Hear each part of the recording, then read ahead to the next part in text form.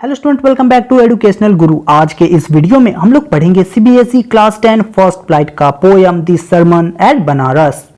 छोटा सा इंट्रोडक्शन मैं दे दूं ताकि आपको अच्छे से ये चैप्टर समझ में आ जाए। तो बनारस एक होली प्लेस है, धार्मिक जगह है जो bank of Ganga river, Ganga नदी के किनारे पर ही ये सिटी है। तो इस चैप्टर में हम गौतम बुद्धा के द्वारा सरमन, एक रिलीजियस लेक्चर के बारे में पढ़ेंगे जो उन्होंने इस दुनिया को दिया था। गौतम बुद्धा बुद्धिज्म रिलीजन के फाउंडर थे और ये स्टोरी एक collection Betty Renshaw values and voice of college reader 1975 से लिया गया है। गौतम बुद्धा का पूरा नाम जब वो प्रिंस थे तो सिद्धार्था गौतमा हुआ करता था, जिनका जन्म 563 बीसी टू 483 बीसी में हुआ था नॉर्दर्न इंडिया में। जब ये 12 साल के थे तो इन्हें स्कूलिंग के लिए भेज दिया गया था, जहां इन्होंने हिंदू सैक्रेड स्क्रिप्चर्स के बारे में पढ़ा। स्क्रिप्चर्स का मतलब होता है a collection of books written as holy texts. और जब ये 4 साल बाद वापस आए तो इनकी शादी करा दी गई एक प्रिंसेस के साथ। फिर उनका एक बेटा हुआ और ऐसे ही गौतम बुद्धा ने 10 साल तक रॉयल लाइफ, प्रिंस वाली जिंदगी जिया। अब तक तो काफी अच्छा चल रहा था गौतम बुद्धा की जिंदगी अपने वाइफ बच्चों के साथ। लेकिन जब गौतम बुद्धा 25 साल के हुए और इससे पहले उन्होंने दुनिया में कभी भी सफरिंग नहीं देखा था, लेकिन एक बार जब वो हंटिंग शिकार करने के लिए गए तो उन्हें एक सिक मैन, बीमार आदमी को देखा।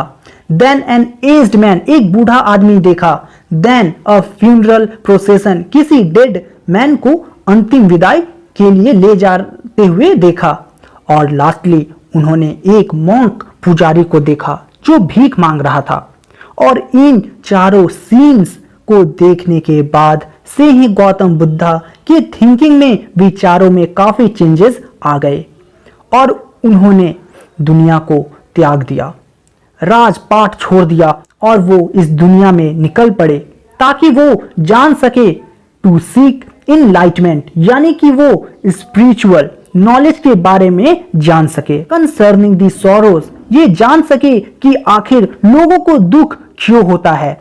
ये सब जानने के लिए वो निकल पड़े। वो बस इन्हीं सवालों के जवाब के लिए 7 साल तक इधर उधर भटकते रहे और फाइनली वो एक पीपल ट्री के नीचे बैठ गए और ये कसम खा लिया कि जब तक उन्हें इन क्वेश्चंस के बारे में, ज्ञान के बारे में नहीं पता चल जाएगा कि आखिर इस जीवन का, लाइफ का ट्रुथ क्या है, वो उस प्लेस से उठेंगे नहीं।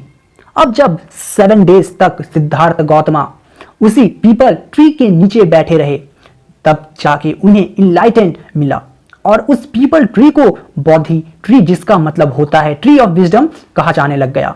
और सिद्धार्थ गौतम अब बुद्धा के नाम से जाने लग गए। बुद्धा का मीनिंग होता है अवेकेंट, जागना, यानी जिसे सच के बारे में पता चल गया हो। बुद्धा ने अपना पहला सरमन दिया, यानी रिलीजियस और मॉरल टॉक दिया। बनारस जो एक होली प्लेस है, रिवर गंगा के किनारे, जहां नहाने के लिए एक सबसे अच्छा प्लेस है। लोग कहते हैं गंगा नहा ले पाप धुल जाएंगे, तो लोग इसी प्लेस की बातें करते हैं। तो जो बुद्धा ने रिलीजियस लेक्चर दिया था उसे आज भी अच्छे से संभाल कर रखा गया है। तो ये सरमन रिफ्लेक्ट करता है बुद्धा के विजडम के बारे में, अबाउट जिसे बुद्धा पहले समझ नहीं पा रहे थे कि आखिर ये सफरिंग है क्या। तो आइए हम लोग एक स्टोरी को पढ़ते हैं और समझते हैं। ये काफी अच्छी कहानी है। तो ये कहानी है किस्सा गौतमी की, जिसका बस एक ही बेटा था जो मर गया था। अब इस दुख में वो अपने बेटे के डेड बॉडी को कैरी कर अपने नेबर्स के पास गई और बोली, प्लीज कुछ दवा दे दीजिए। और ये सुन लोग कहते थे कि वो पागल हो गई है, लड़का तो मर चुका है। किस्सा गौतमी काफी देर इधर उधर भटकती रही। तभी उसे एक आदमी मिला जो कहता है, तुम्हें कोई दवा तो नहीं दे सकता, लेकिन हाँ, मैं एक ऐसे फिजिशियन डॉक्टर को जानता हूं जो तुम्हारी मदद कर सकता है। तभी वो कहती है, उस आदमी से प्रार्थना करती है, प्लीज जल्दी से मुझे बताइए कि वो कौन है। तो वो आदमी कहता है, तुम जाओ सक्यामुनि के पास जिसका नाम बुद्धा है। अब किसा गौतमी बुद्धा के पास पहुंचती है और विनती करती है, रिक्वेस्ट करती है, लॉर्ड मेरे बच्चे को ठीक करने के लिए कोई दवा दे दो। तभी बुद्धा जवाब देते हैं, ठीक है, मुझे एक मुट्ठी मस्टर्ड सीड चाहिए, सरसों का बीज चाहिए। ये सुन किसा गौतमी काफी खुश हो गई, क्योंकि मस्टर्ड सीड तो उसे किसी भी घर में मिल जाता। लेकिन तभी बुद्धा ने कहा कि ये मस्टर्ड सीड ऐसे घर से लाना होगा जिसके घर में उसने उस घर में कभी भी ना तो कोई चाइल्ड बच्चा, हस्बैंड पति, पेरेंट परिवार, फ्रेंड दोस्त खोया ना हो, यानी कि जिस घर में किसी की भी डेथ नहीं हुआ हो, ऐसे ही घर से तुम्हें मस्टर्ड सीड को लाना होगा। किसा गौतमी काफी लोगों के घर में गई, मस्टर्ड सीड मांगी, लोग उस पे दया करके मस्टर्ड सीड तो दे दिया करते थे। लेकिन जैसे ही वो किसा गौतमी पूछती थी कि क्या कभी भी आपके सन्स और डॉटर्स और फादर और mother die in your family, क्या कभी मरे हैं, तो वो लोग जवाब देते थे, जिंदा लोग तो कुछ ही हैं लेकिन मरे हुए तो काफी ज्यादा हैं। वो लोग किसा से कहते थे, प्लीज ऐसे सवाल मत पूछो, हमें हमारे दुखों को, गम को ताजा मत करो, याद मत दिलाओ। और किसा गौतमी को ऐसा कोई भी घर नहीं मिला जहां कोई मरा ना हो। अब किसा गौतमी काफी थक गई, होपलेस हो गई, और वो फिर एक रोड के किनारे बैठ जाती है और शहर के जो लाइट्स थे जो ब्लिंक कर रहे थे उन्हें देखने लगती है। और वो लाइट्स एकदम से अचानक से बंद हो गए। लाइट बंद होते ही हर जगह अंधेरा हो गया और ये देख किसा को ये रियलाइज हो गया कि ये जो जिंदगी है ह्यूमन की, इंसानों की जो किस्मत है वो ऐसे ही लाइट्स की तरह है, टिमटिमाते रहती है, फ्लिकर करते रहती है, कभी चमक उठती है तो कभी बुझ जाती है। तभी वो ये सोचती है कि मैं कितनी सेल्फिश हूं, मैं सिर्फ खुद के बारे में सोच रही हूं। इस दुनिया में जो आया है हम सबको कभी ना कभी मरना है। इस लाइफ में जो दुख है, अनहैप्पीनेस है, उसे बस एक ही चीज हमें बाहर निकाल सकता है, हमें इमॉर्टल बना सकता है, जो भी लोग इस सेल्फिशनेस को त्याग देगा।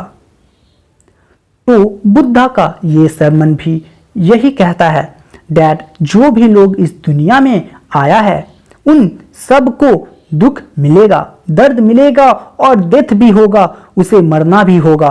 वो कहते हैं कि इस दुनिया में ऐसा कोई भी नहीं है जिसका जन्म हुआ है उसका मरना भी फिक्स्ड है, तय है। जब भी हम बूढ़े हो जाते हैं तब तो डेथ का आना नेचुरल है और ऐसा ही भगवान ने बनाया है और हर एक लिविंग बीइंग के साथ ऐसा ही होता है। अब गौतम बुद्धा एक एग्जाम्पल देते हुए समझाते हैं कि जो फल फ्रूट पक जाता है उसका नीचे गिरना तय है, उसका नीचे गिरने का चांस बढ़ जाता है। और ठीक ऐसा ही जो भी इंसान का जन्म हो जाता है उसे भी एक ना एक दिन मरना तय है। दूसरा एग्जाम्पल बुद्धा देते हुए कहते हैं कि जितने भी मिट्टी के बर्तन कुम्हार पॉटर बनाता है उनका भी एंड हो जाता है जब वो टूट जाता है। तो ठीक ऐसे ही हर एक लिविंग बीइंग की लाइफ है।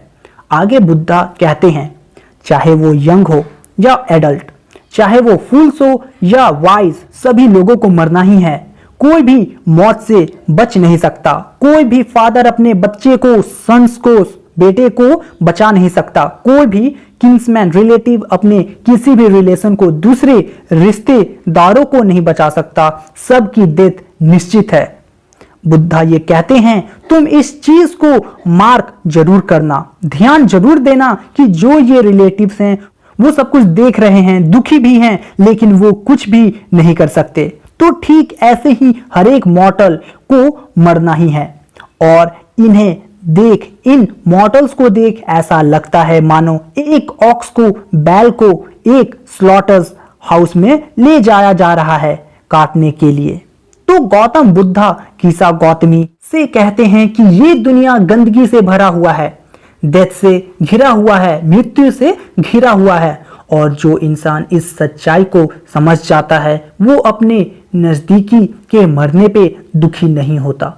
तो बुद्धा किस्सा गौतमी से कहते हैं कि तुम इस बात को मान लो कि तुम्हारा बच्चा मर गया है और इस दुनिया की सच्चाई को एक्सेप्ट कर लो कि ये दुनिया ऐसा ही है, ऐसा ही चलता है।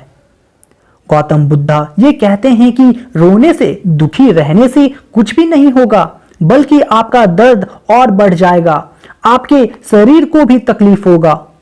जो भी लोग दुखी हो जाते हैं अपने करीबी को खोने के बाद वो लोग बीमार पड़ जाते हैं और ऐसा करने से, दुख मनाने से उसके अपने वापस नहीं आ जाएंगे।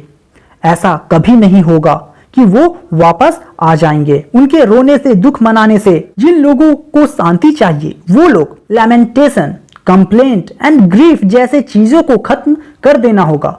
तो जो लोगों को इन चीजों को कंट्रोल करना आ जाता है, जो कंट्रोल कर लेते हैं, जैसे दुख को कंट्रोल कर लेते हैं, दर्द को कंट्रोल कर लेते हैं, कंप्लेन को भी कंट्रोल कर लेते हैं, तो वो इंसान अपने फीलिंग को कंट्रोल कर लेता है और ऐसा कर उसे काफी शांति मिलता है और वो इंसान आजाद हो जाता है दुख से, दर्द से, और उसे ऐसा लगेगा दैट ही इज ब्लेस्ड, उसे भगवान ने आशीर्वाद दे दिया है।